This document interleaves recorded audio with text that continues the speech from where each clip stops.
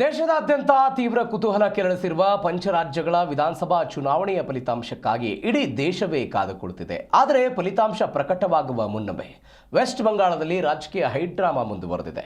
ಒಂದೆಡೆ ಬಿಗಿ ಭದ್ರತೆಯ ನಡುವೆಯೂ 15 ಮತಗಟ್ಟೆಗಳಲ್ಲಿ ಮರು ಮತದಾನ ನಡೆಯುತ್ತಿದ್ದರೆ, ಮತ್ತೊಂದು ಕಡೆ ಚುನಾವಣಾ ಆಯೋಗದ ಆದೇಶ ಪ್ರಶ್ನಿಸಿ ಸುಪ್ರೀಂ ಕೋರ್ಟ್ ಮೆಟ್ಟಿಲೇರಿದ್ದ ಮುಖ್ಯಮಂತ್ರಿ ಮಮತಾ ಬ್ಯಾನರ್ಜಿಯ ನೇತೃತ್ವದ ತೃಣಮೂಲ ಕಾಂಗ್ರೆಸ್ ಪಕ್ಷಕ್ಕೆ ಭಾರೀ ಹಿನ್ನಡೆಯಾಗಿದೆ.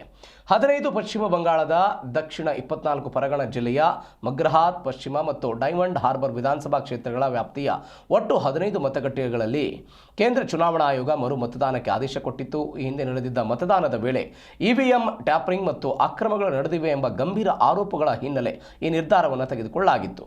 ಹೀಗಾಗಿ ಇವತ್ತು ನಡೆದಂಥ ಮರು ಮತದಾನದಲ್ಲಿ ಸಂಜೆ 5 ಗಂಟೆಯ ತನಕ ಮಗ್ರಹಾತ್ ಪಶ್ಚಿಮ ವಿಧಾನಸಭಾ ಕ್ಷೇತ್ರದಲ್ಲಿ ಅಂದಾಜು 86.11% ಮತ್ತು ಡೈಮಂಡ್ ಹಾರ್ಬರ್ ವಿಧಾನಸಭಾ ಕ್ಷೇತ್ರದಲ್ಲಿ 87.60% ಮತದಾನ ದಾಖಲಾಗಿದೆ.